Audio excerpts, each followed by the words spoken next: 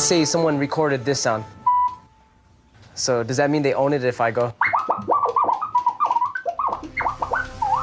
Digital samplers allow you to take a snatch of a record, sound, or anything like that, and turn that into a building block for a song. We grabbed conga sounds, trumpet sounds, violin sounds, drum beat sounds, and remanipulated and created our own music. If you sample one note of a sound recording, it's copyright infringement.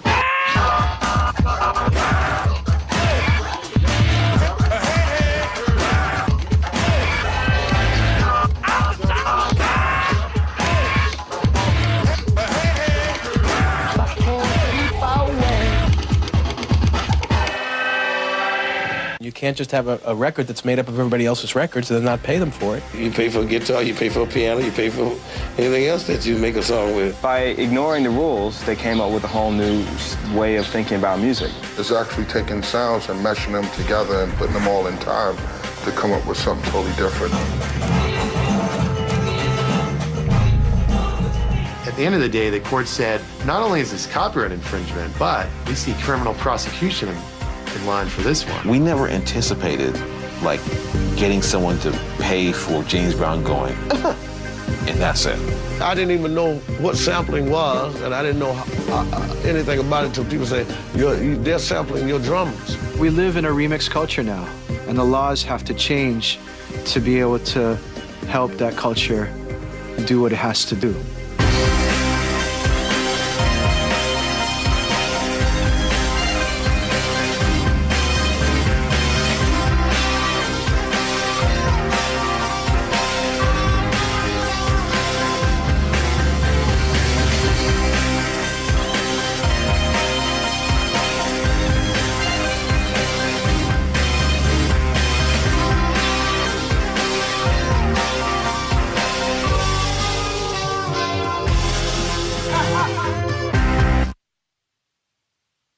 We're here in this record store, and in a lot of ways it's a repository, it's an archive of what's come before. I mean, records, literally, their name, records, right? You're encoding history into these grooves, right? So DJs, by taking these records and playing them back, are giving us snatches of our history. They're giving a reinterpretation of that history to us in the present day. For me, the most definitive sound in hip-hop is like the sound of a needle skipping over a scratchy record, like the sampled sound. A good appropriated sample, it has a good quality of its own, and it has a strong reference that evokes cultural resonance as well. In sampling the way it's conventionally used, you are supposed to be able to understand what you're listening to. And that's because what you're listening to has its own qualities, its own importance. That's what's cool about sampling, that it transports the listener, if they're willing to move in that pathway, back to a specific action. So it's sort of like an archive of memories of real experiences.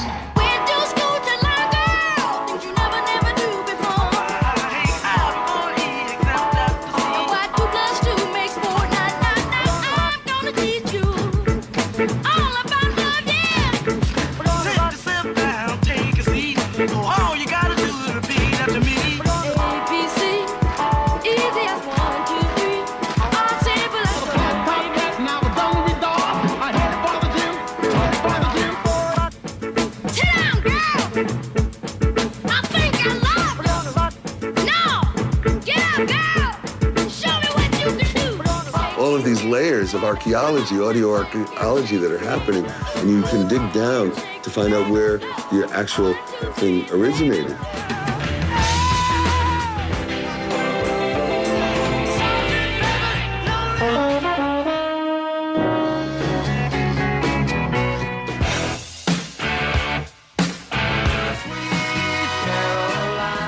The view on the traditional side was, this is a very lazy way of songwriting and making records. I've made records with a lot of people.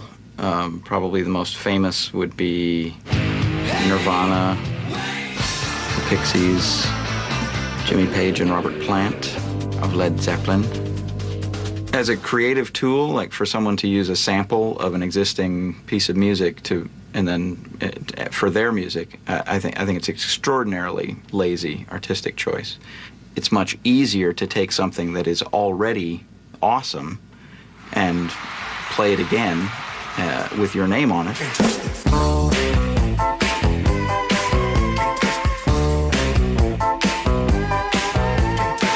It's sort of like a bad dance move or something like that. You think the people doing it should be embarrassed for behaving this way, you know, or you think the people doing it should be self-aware enough to understand that what they're doing is cheap and easy, and everyone else can tell that it's cheap and easy.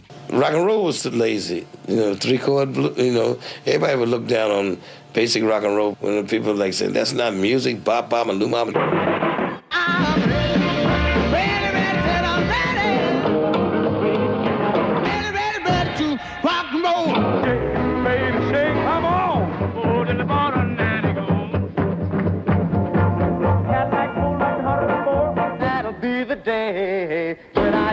The argument that a sampler is no different from any other instrument is absurd. It's absurd because no other instrument allows you simply and easily to take someone else's life's work and put your name on it. Perhaps it's a little easier to take a piece of music than it is to learn how to play a guitar or something. True, just like it's probably easier to snap a picture with that camera than it is to actually paint a picture. But what the photographer is to the painter is what the modern producer and DJ and computer musician is to the instrumentalist.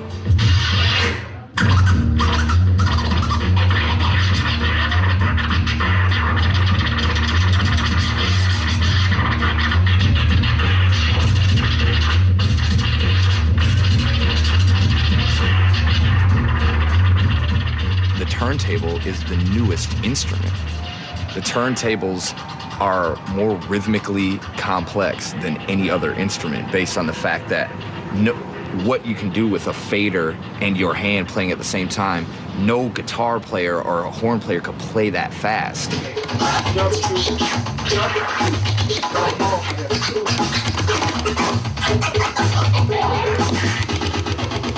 Okay, so this is like how the record would sound normally. Hard as hell, battle anybody, I don't care, you down. I excel, they all fail. Gonna sell double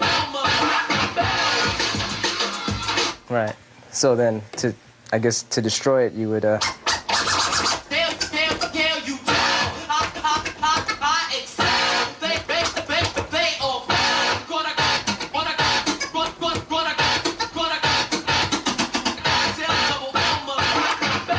Basically, when I'm sampling, I have all these artists. They're in my band. And I'm sampling Wes Montgomery to play guitar on my show. He's in my band. You know, I got Art Blakey. He's my drummer. That's tight. You know what I'm saying? I got all these legendary musicians that are in my band.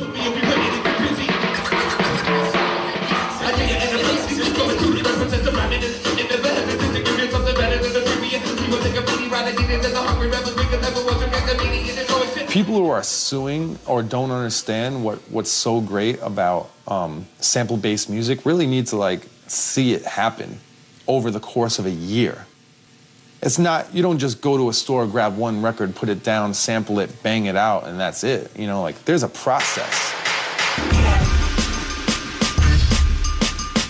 Always buying records, searching, and like sometimes we find, Silver Apple, you know, record or something like that, and listen one very short part, that bass line.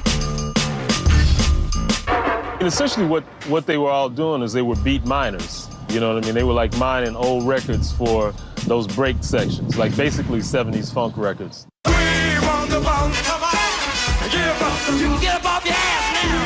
It's that time now. Gotta have some fun. We want the bone. George Clinton is a major, major funk icon. He's the maverick. He's the person that through Parliament and Funkadelic and his own works later on created a lot of the foundation for what hip-hop would become.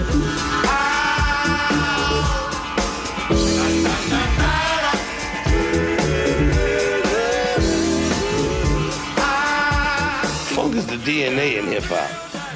You know, so they were less EQ'd than most records, so it left a lot of room for samplers to put their own sound to it. I don't think they thought of it like that, but it just, that raw sound seemed to appeal to them, you know, the drums and guitar. A lot of records back in time has a really good sound, like James Brown. The beats are just so fat.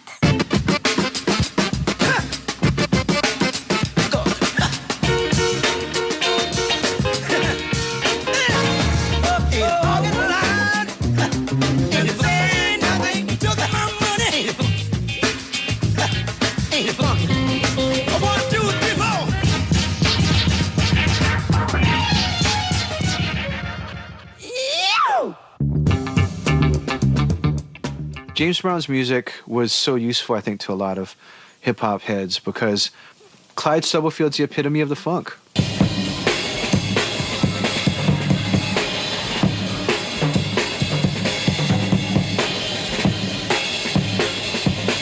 When I sat down, I just started playing a beat, something simple, and everybody joined in. And then Brown came in and put the lyrics to it, and it was called Funky Drummer. Next thing I know, all the rap artists was using it to sample it. I went, okay, why didn't they choose something else like Cold Sweat or I Got the Feeling or something, you know, but they chose that. So.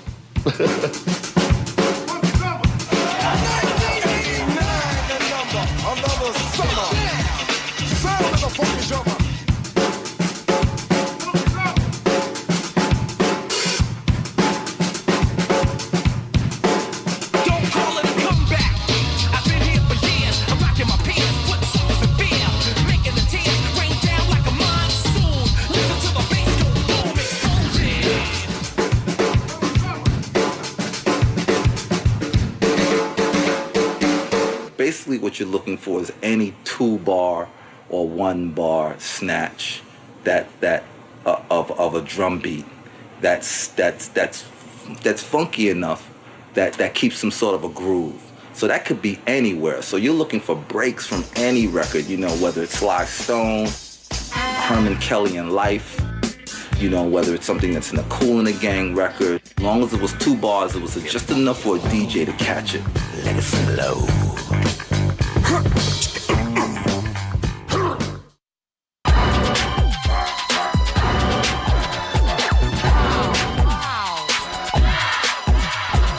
Sampling came out of the DJ culture. You would have a drum beat, and then we would scratch a horn hit on top of a drum beat.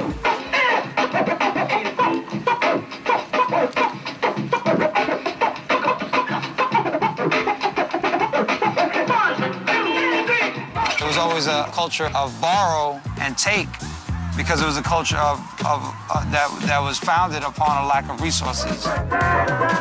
The idea of not having any instruments, but having a turntable and saying, well, fine, this is my instrument, you know? And you see it now with people with overturned buckets and pots and pans. We saw it then. What sampling technology did was it basically mimicked exactly what the process was for what the DJs were doing in the parks and the community centers and the nightclubs. Well, these are the breaks. Break it up, break it up, break it up. Down.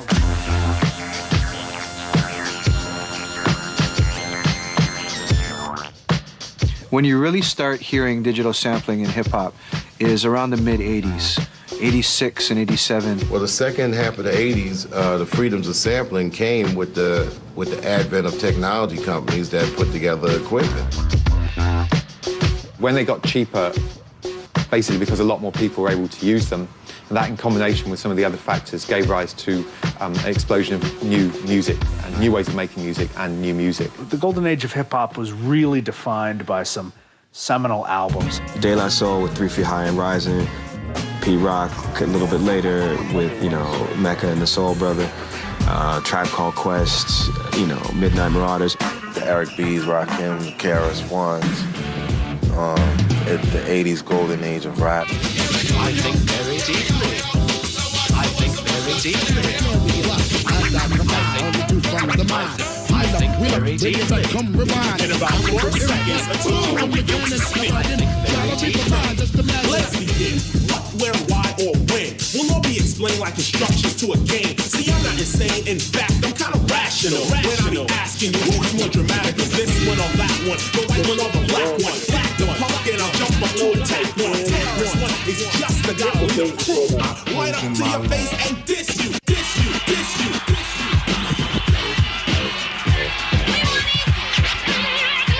Well, back then the sample police didn't roll as thick as they do today. I mean, look at the Paul's Boutique record. That was sample mastery right there. But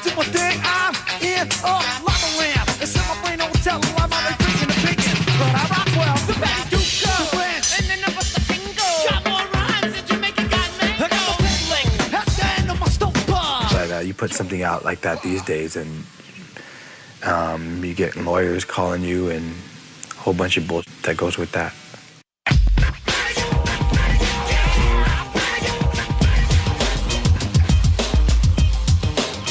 Public Enemy were iconoclastic, definitely. You never really heard anything like that before. Like, when you hear it for the first time, back then, you know, it's just like, whoa. Here it is, bam, and you say, damn, this is a dope jam. The Bomb Squad was the association of Chuck D, Hank Shocklee, Keith Shocklee, and Eric Vietnam Sadler. Those four individuals together were the Bomb Squad, and they were the ones who put together the sound of Public Enemy's music. Yes, the rhythm, the rebel. Without applause, I'm lowering my level. The hard rhymer. They've worked out an unbelievable method in which all of these different people that are in the group are bringing in different types of sounds. And they're figuring out how to jam with the samples.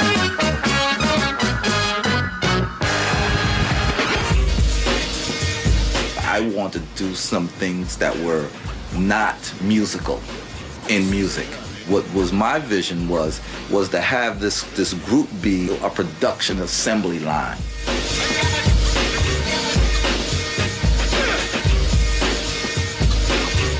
Would you join me, please, in welcoming?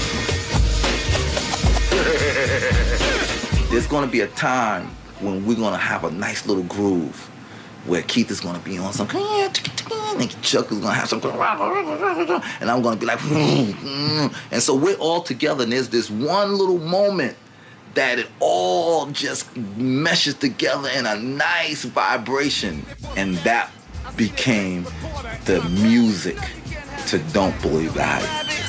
I'm going to my media assassin, Harry Allen. I gotta ask him. Yo, Harry, you're a writer. Are we that tight? Don't believe the hype. They would take parts, different little small parts, and have a whole 24-track full of samples that equal a whole arrangement. Come on! Come on now! Come on! They did it artsy-fartsy, I call it. They made noise sound good, the way Jimi Hendrix did with the feedback on the guitar. And they named it perfectly on one of the songs, Bring on the Noise.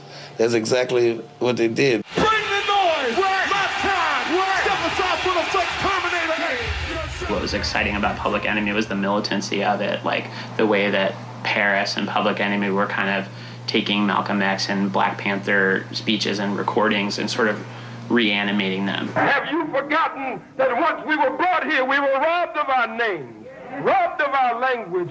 We lost our religion, our culture, our God. And many of us, by the way we act, we even lost our mind. What we wanted to create was that kind of like reality record. You hear it out there on the streets, and now that what you heard in the streets is now back in the record again.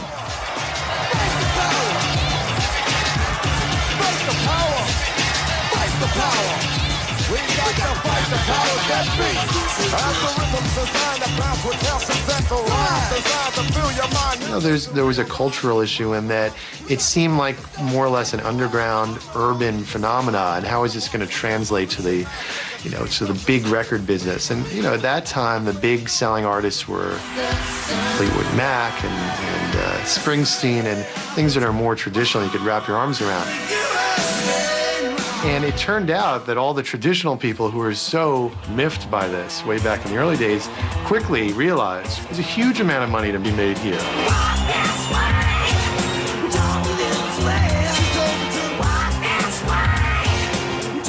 Look, nobody took hip-hop seriously until it started making a lot of money. Do Puff drive Mercedes, take hits from the 80s, but do it sound so crazy? With me personally, it's nothing personal. I do what work for me, you do what work for you. Well, I think that once people who held music copyrights got wise to how much money hip-hop was making, then it became kind of a feasting frenzy. So lawyers were getting involved, and there was starting to be these lawsuits over sampling, and there was an awareness that was arising about, hey, they're taking something that doesn't belong to them. It's mine. I got to get paid. Court, now in court because I stole a beat. This is a sampling sport, but I'm giving it a new name. What you hear is my PE. In the early 1990s, there were a series of lawsuits and threats of lawsuits that made it very clear that the lawyers in the entertainment world were going to rein in this practice of unauthorized digital sampling. I think everybody woke up after the De La Soul's 3 Feet High and Rising came out, and they ended up losing like most of their, their percentage of copyrights to, I think, the Turtles. For me, I felt like, wow, we're popular now. I'm getting sued by somebody I don't even know. Kind of like a lot of You showed me how to do exactly what you do. How I fell in love with you. Qu'est-ce qu'il y a à manger? Des saucisses, sans doute. So De La Soul was on an independent label called Tommy Boy that put out a lot of very, very important records. The most notable one was De La Soul's first album, which had so many samples. I can't even remember how many. And for each one, you have to have a deal with the publisher and with the master who's holding it. Il est midi. You'd have French language records, you'd have the Turtles, you'd have Led Zeppelin, you'd have Hall & Oates, you'd have all kinds of, crazy things, coming out of the mix. And it sounded exactly like a lot of people heard pop culture at that particular moment in time. We sampled something of theirs, rightfully so, It didn't get cleared for whatever reasons. And 3 Feet High and Rising, they told us what the samples were on the record, and we cleared them all. They didn't tell us about the Turtles one. And that's what usually happens is it's not, we changed the speed, it's an unknown song, it's only this amount. Those are the ones that get you at the end. Just something that we did, silliness we played. It was actually a song I put together, and like I said, once we gave the information to Tommy Boy, they just unfortunately just took it as, well, this is a skit, why should we try to clear this? Yeah, it happened with us, but I think once it happened to Biz, it really took off.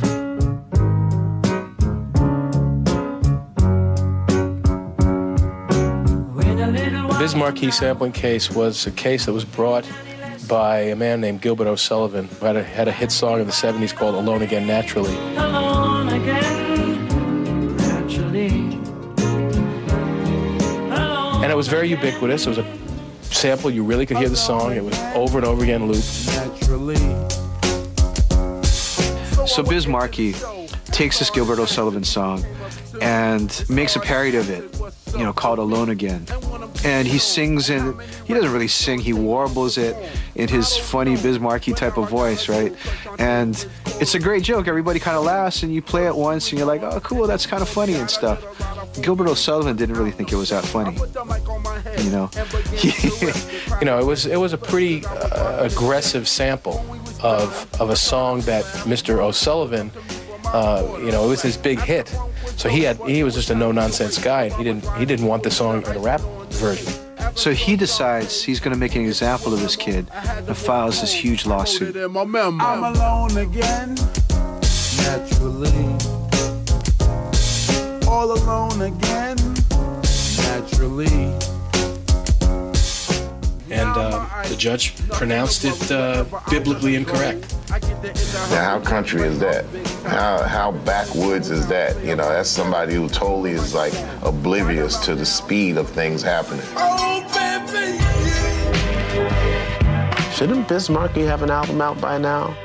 And you start hearing, oh man, he's going through hell. And then he comes out with an album like a year late, and the album is titled All Samples Cleared. You know? Some of those first sampling cases, or those early records, whether it be De La Soul, Biz Markie, P.E., and others, it wasn't that they were trying to be thieves or trying not to get caught. It was just like, we kind of didn't know.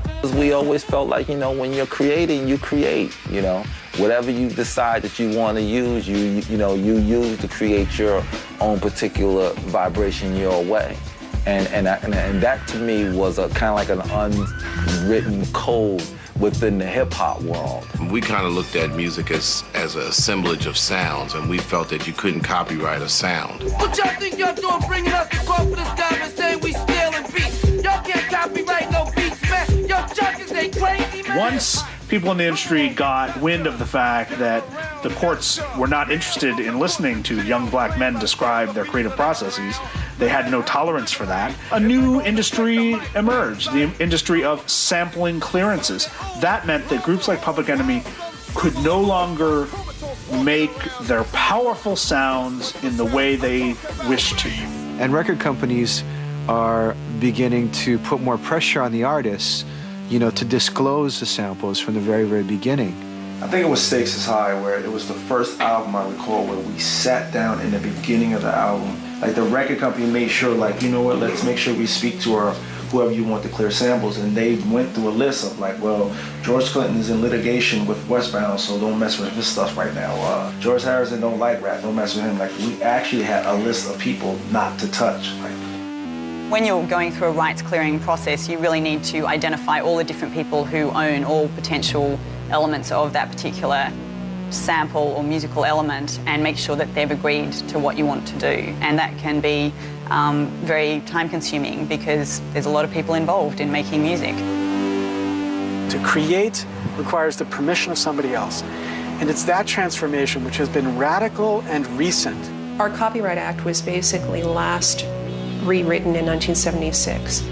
So we're operating with a lot of antiquated assumptions about what musical creativity is. It is cheaper, easier, and more predictable if you want to cover somebody's song entirely than if you want to take 3 seconds of somebody's song. That doesn't make any sense. Why should an entire song be easier and cheaper to do than 3 seconds of somebody's song? Well, they're here on Gilligan's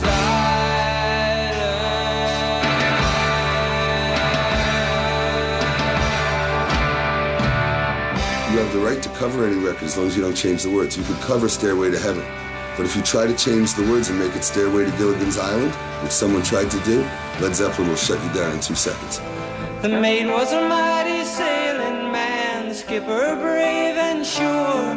5 passengers set sail that day for a 3-hour tour. A 3-hour tour. Should an artist be able to say, you can't take my Stairway to Heaven and make it Stairway to Gilligan's Island or anything else, or you can't use it on a hip-hop record. You can't take it out of context for anything else. You can't recontextualize what I've done. It has to stay true to the original.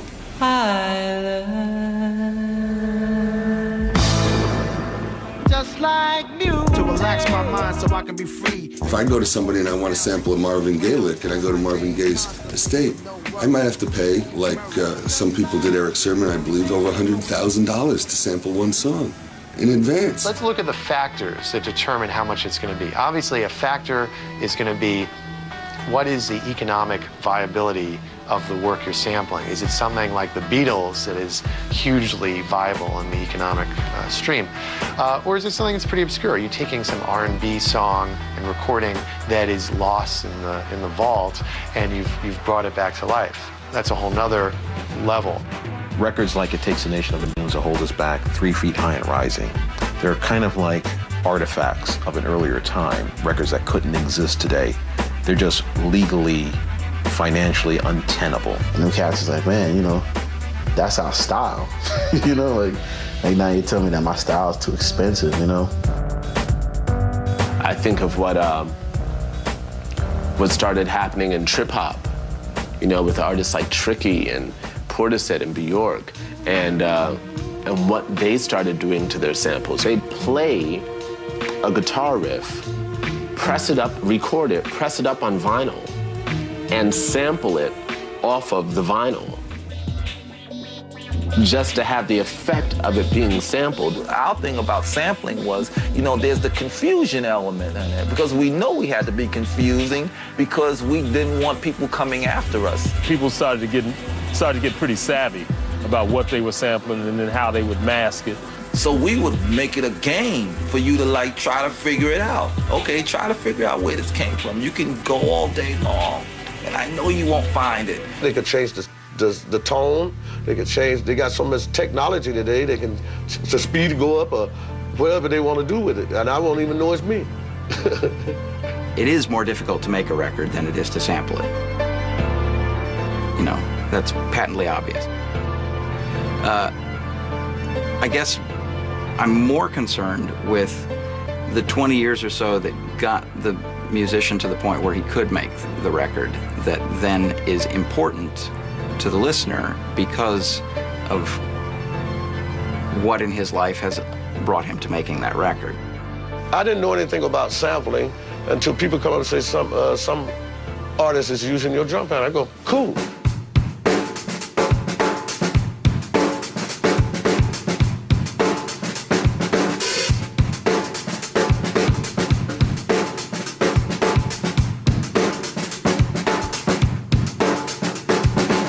I'm Clyde Stubblefield, the original funky drummer, as they say. I joined James Brown Band in 65. And I stayed with him until 1970. I played on Give It Up, Turn It Loose, I'm Black and I'm Proud, Cold Sweat.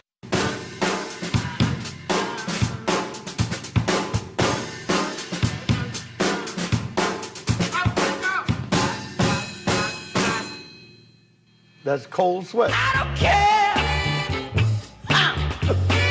about your past. I just started playing. Doom, pop, doom, doom, pop, doom, pop, doom, pop, boom, boom, pop, doom, doom. And the bass player came in, doom, doom, doom. And then the guitar player came in. And the rhythm was there. When James came in, heard, said, "Yeah, I like that." Then he started putting lyrics. I don't care. Dun, dun, dun. Then they put the horns in. We had a song. And I started it. But we said, okay, Cold Sweat. That was mine. He didn't tell me what to play. Asked me to play. I played what I felt, but he owned it. So you take a drummer like Clyde Stubblefield, you know, who plays the funky drummer, and James is like, you know, take it, Clyde, and he goes ahead and takes his break, and that break ends up becoming, you know, one of the bases for a whole bunch of sample-based records. I never got a thanks. I never got a hello, how you doing, or anything from any of the rap artists or anything. The only one I got a thanks from was Melissa Etheridge. His name never appears on any of those compositional credits. His name is not part of the legal legacy of all of those great tunes he played on. He doesn't get royalties. He got paid for the time in the studio. The producer or the publisher of that particular track is getting compensated for the use of that sample, but the artist that originally played that drum break that got sampled is not necessarily getting any compensation for it. So many groups unsample my stuff. They say I'm the world samplers, #1 samplers drummer, so hey, I haven't got a penny for it yet though, but. Yes, the rhythm's a rebel. Without a pause, I'm lowering my level. Just cause I'm from the CPT, pump police are afraid of me, huh? It's a demo. It's a demo.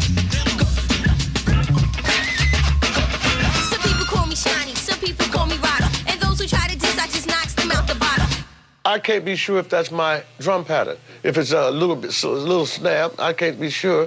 But that's where honesty come in. A person could say, yeah, that is your drum pattern. Then we discuss things. Otherwise than that, I cannot go to no one and say, hey, you're using my drum pattern. If it's just a little ta-da-ta, I don't know that was me, you know.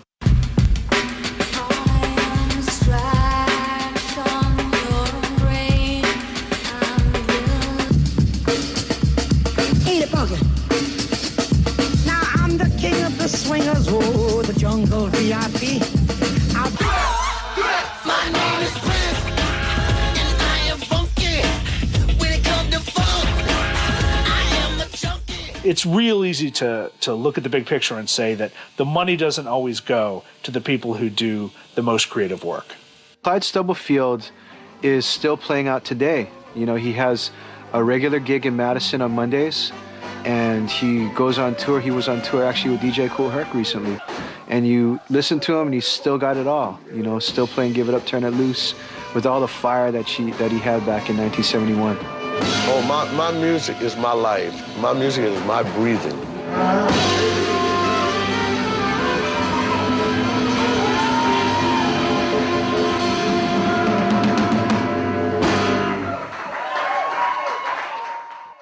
One of the things that sampling has done is that it's revitalized a whole bunch of musicians' careers.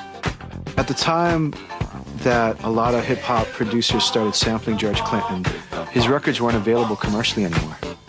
So hip-hop literally reintroduced the world to George Clinton. It really helped us a lot because it actually, people heard it and got to know who it was, and then they wanted to hear the long version of the sample songs. Snoop Doggy, Doggy, Doggy, oh.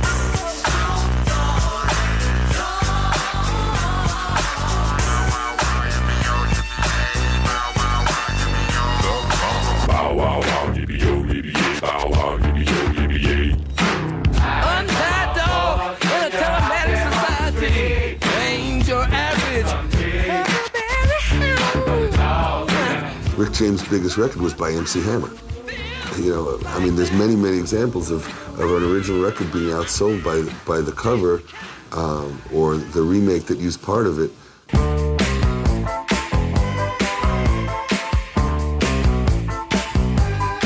You can't touch this. You can't touch this. Even Gangsta's Paradise did much more than Pastime Paradise by Stevie Wonder, like 10 times more. And that was Stevie Wonder. Who the hell is Coolio? Been spending most of their lives living in a pastime paradise. Been spending most of their lives living in a gangster's paradise. So sampling usually is viewed as a musical thing, right? But if you look at the art world, for example, you have Andy Warhol taking photographs and painting them.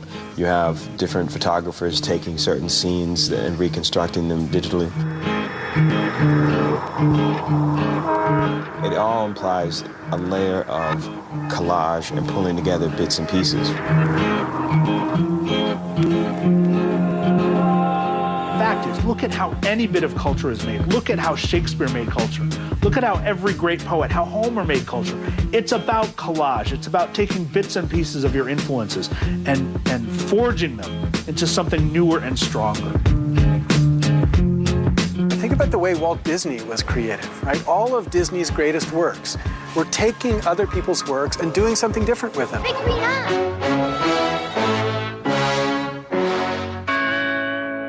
I've never really heard a completely original musical idea by anyone. Most musicians will say that the best musicians copy. Hey boy, hey, what you doing, man? Hey, what you gonna do? That ain't the piece we supposed to play. Come on. Well, I guess I better get on in here with it. Jazz musicians, when they ad-libbed and happened to do a cover of somebody's record and they went into their ad-lib and into their riff, you know, you kind of say that that riff and the ad-lib belongs to the musician.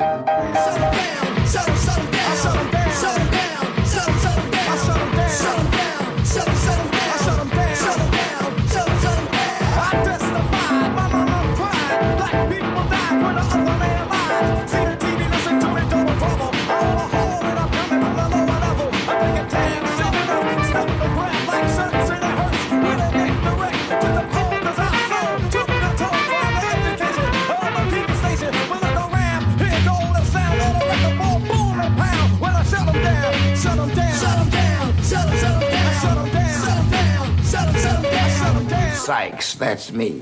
Well, all right. You can also look at the blues, and for that matter, you can look at anything. I mean, melodies have always been borrowed.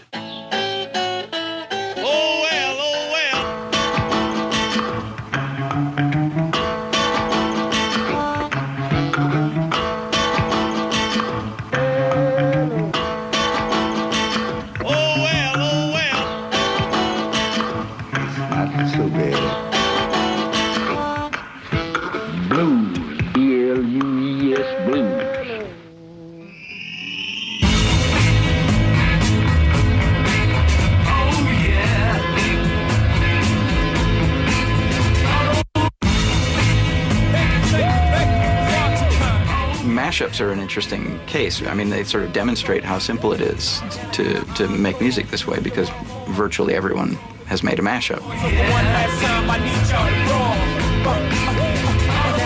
Danger Mouse is a hip-hop producer who created this thing called the Grey Album, right?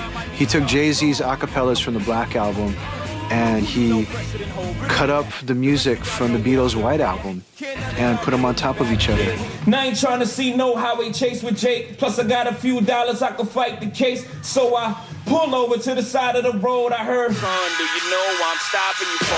Cause I'm young and I'm black and my hat's real low. Do I look like a mind reader, sir? I don't know.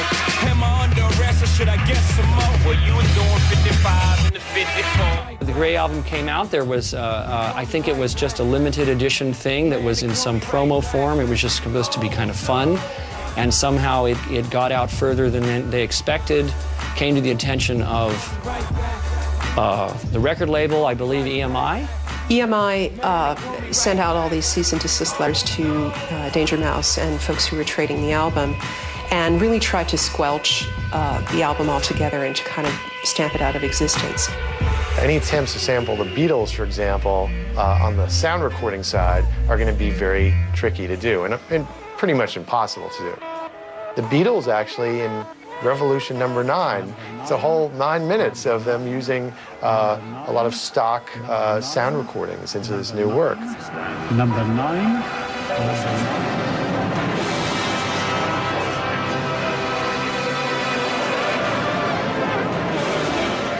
Well, of course, EMI's lawyers got wind of it. EMI controls the sound recordings to the White Album, and EMI decided that the Grey Album shall be no more.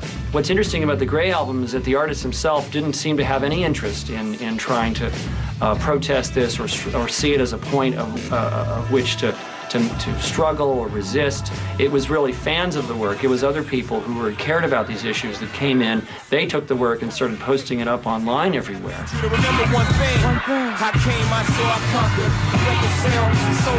Danger Mouse won, EMI lost. This album, if it were actually for sale, might have been one of the biggest hits of 2004. Another of the absurdities of the music industry is that nobody made a dime. Nobody made a dime from one of the most successful albums of 2004, and it didn't have to be that way.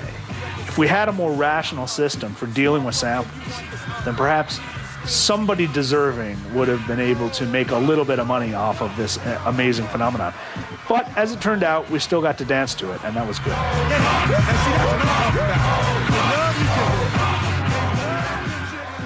The ability now to mash up and create new songs, I guess, has really been facilitated by digital technologies, where it kind of democratizes that process. You don't need to have a recording studio and lots of fancy equipment. You can basically do it just on your computer or in the privacy of your home with tools that are relatively easy to acquire. Sampling is the kind of technology that's really shifted the way that people consume and produce culture.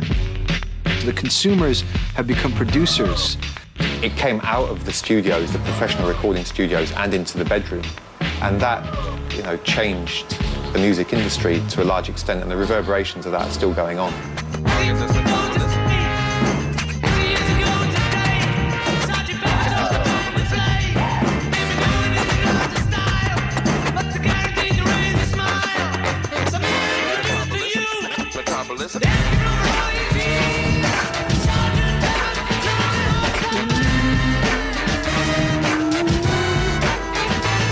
What we do is remix video musically.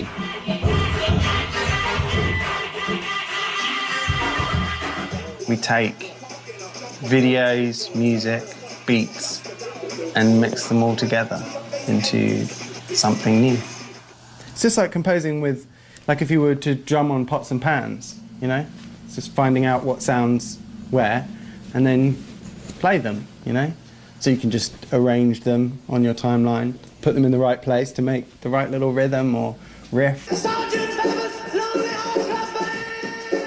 Anything that can be put onto audio and video together is fair game for us. CEO of the ROCO, fresh out the frying pan into the fire. I be the music biz #1 supplier. 2 + 2 makes 4, 9. You know, we don't have the backing of a label, so we're just out there in the world interacting pretty much directly with people. The way we exist is on the internet, and we operate almost immediate publishing of what we're doing on the internet, and we've received no cease and desists and no person going, how dare you touch my content. It's never happened. Throw your hands up in the air, don't ever disrespect.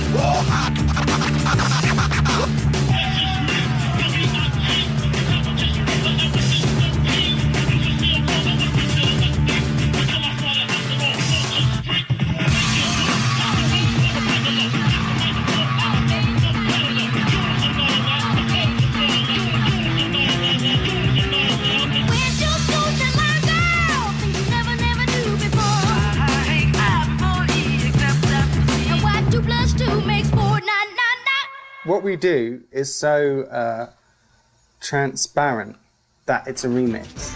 You know, we're literally moving the video with our hands, we're dropping classical music over beats, and the speed and the way we mix it continuously means you couldn't mistake it for anything else. It is inevitably and ostensibly a remix. 2, 3, 4. Got arrested at the Mardi Gras for jumping on the float. My man MCA's got a beard like a Billy Goat.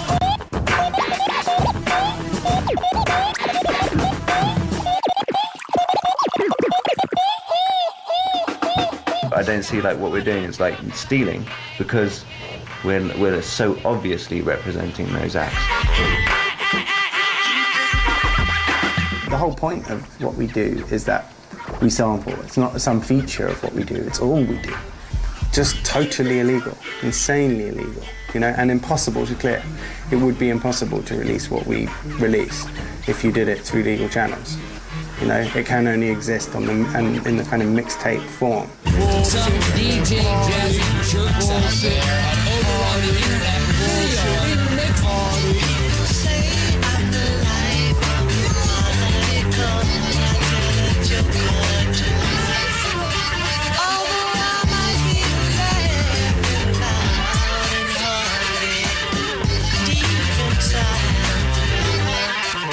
So take a good look at my face.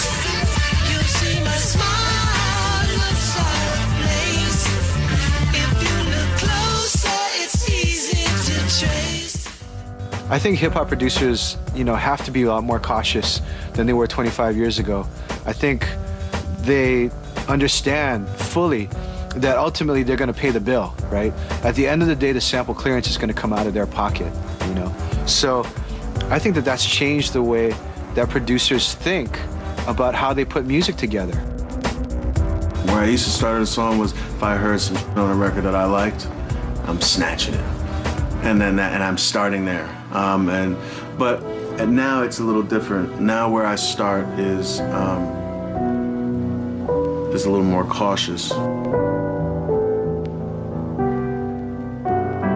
Maybe I was wrong with sampling of a beat, but my thing is that sometimes you can't put soul in a bottle. You can't quantify soul by a person that just got a briefcase and just sits down and thinks that everything soulful is actually exclusive.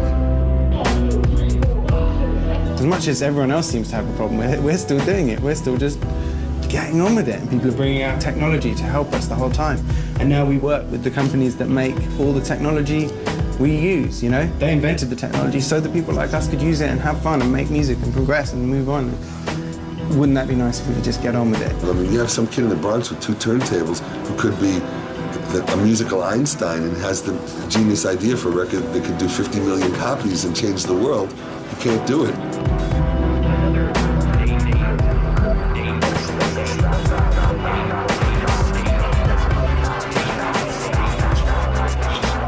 I think artists that sample and ignore copyright law are not in business. I mean, what about if that artist has a hit song and somebody else is going to sample their song? You know, what goes around comes around. There are rules of the game. There's a copyright.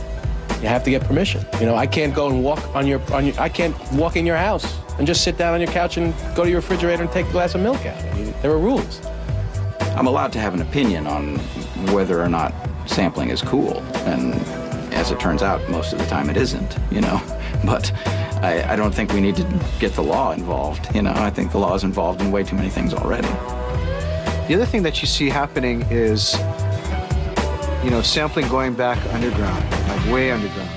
You know, for a bunch of artists who, you know, feel like, hey, I'm going to be outlaw about it. You know, because sampling law has created 2 classes. You're either rich enough to afford the law, or you're a complete outlaw. If you can catch me, then I didn't do my job. Straight up. It's my fault. You know, it's just something that we definitely have to think about, because we're looking at it at a level where, like, man, if we did get hit with something, what, you know, how the hell are we gonna afford to really deal with it, you know? If you're using little pieces and little ahams from James Brown or whatever, I think those should be like, kind of like giveaways. I prefer to get my name on the record saying this is Clyde playing.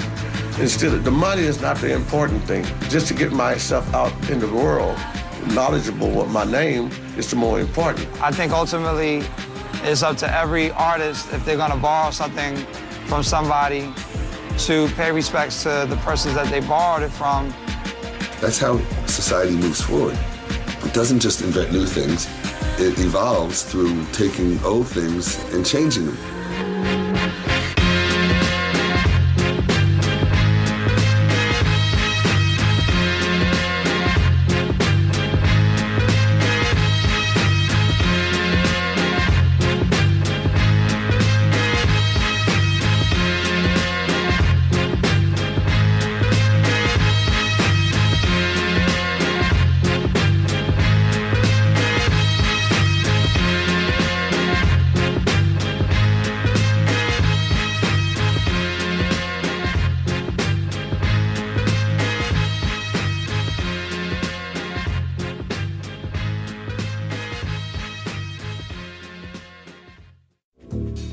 Visit the Independent Lens website to learn more about music sampling and the people featured in the film.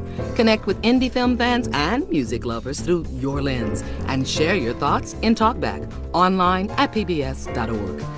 What we gonna do tonight is club speed, Star. What we gonna do tonight? It's TalkBack, yeah, you get. 9-year-old Priscilla has passion and talent. Her single father, Jesse, dreams of stardom. P-Star's first deal could be multi-million-dollars. A family's journey through love, fortune, heartbreak, and fame. I'm P-Star, yeah, I came to get down. P-Star Rising on Independent Lens. Plus I'm known to rip the microphone. Yeah, I see more ice than a puck. I ain't your unit.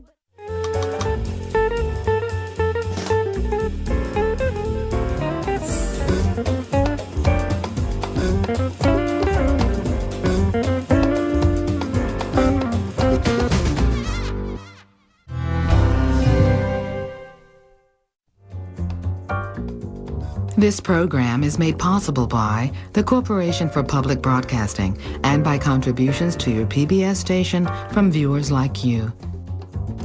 Thank you.